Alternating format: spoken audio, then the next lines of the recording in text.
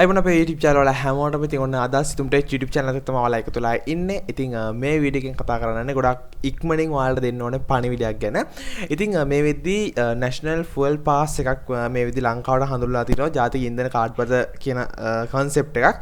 ඉතින් මේක හරහා අපිට ඉන්ධන ගහ ගන්න. එහෙම නැත්නම් අපි කියන තෙල් ගහ ගන්න අපිට අවස්ථාවක්. ඒ කියන්නේ මේ පෝලිං වල ඉන්න ප්‍රමාණය අඩු කරලා තෙල් ගහ ගන්න අවස්ථාවක් තමයි මේක හරහා ලබා ගන්න යන try කරන්නේ. හැබැයි ඔන්න පටන් ගත්ත දවසේම මේකේ පොඩි ප්‍රශ්නයක් වෙලා තියෙනවා. ඉතින් මේක ගැන මම කතා කරනවා මේකෙදි.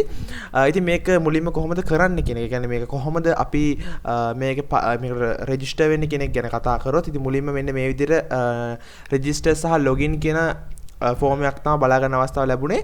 මේකේ සයිට් එකට ගියන් පස්සේ fuel.gov.lk කියන එකට. ඉතින් අපිට මේකට යන්න පුළුවන් මේ පාස් එකෙන් මේ ලින්ක් එකෙන්. මේ තියෙන්නේ page එක.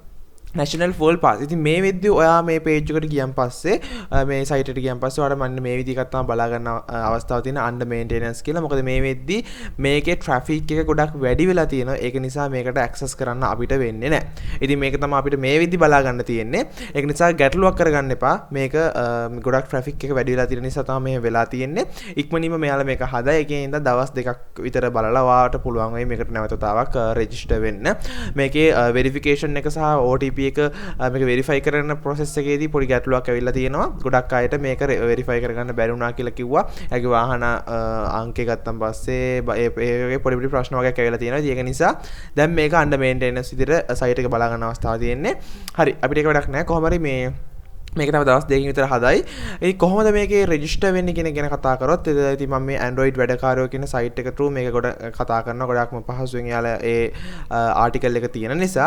ඉතින් මෙතනදී මේ සඳහා ජාතික හැඳුනුම්පත් අංකය හෝ ගුවන් ගමන් බලපත්‍ර අංකය හෝ ව්‍යාපාර ලියාපදිංචි අංක ඔස්සේ ලියාපදිංචි විය හැකි අතර ජංගම දුරකථන අංක ඔස්සේ ඒ සත්‍යාපනය කිරීමේ අවශ්‍ය වෙනවා. ඉතින් මෙන්න මේක තමයි සත්‍යාපනය කරද්දී තමයි මේ වෙරිෆයි කරද්දී තමයි ගොඩක් වෙලාවට මෙතන ප්‍රශ්නයක් වෙලා තියෙන්නේ.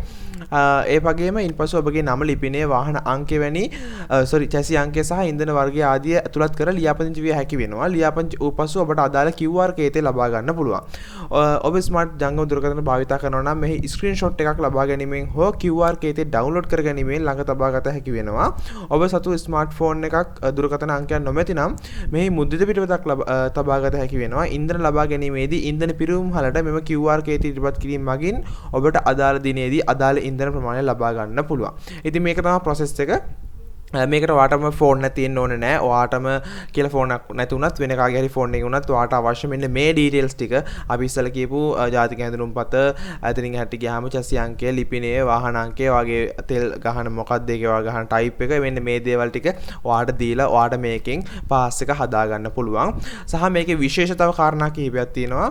ඒ තමයි මෙතනදී මේ අලෙවිට PVC මගින් ඔබට ලබා ගත හැකි ඉන්ධන ප්‍රමාණය එම ඉන්ධන ප්‍රමාණය කල්ලිකුත් වන දිනය සහ ඔබගේ ඉන්ධන ප්‍රමාණය ඉතිරි ප්‍රමාණය ආදී දැනගන්නත් අවස්ථාව තියෙනවා මේ සයිට් එකටම. එමෙන්ම ඔබට අදාළ ඉන්ධන ප්‍රමාණය සහ ඉතුරු ඉන්ධන ප්‍රමාණය පහත ආකාරයෙන් බලාගත හැකි වෙනවා.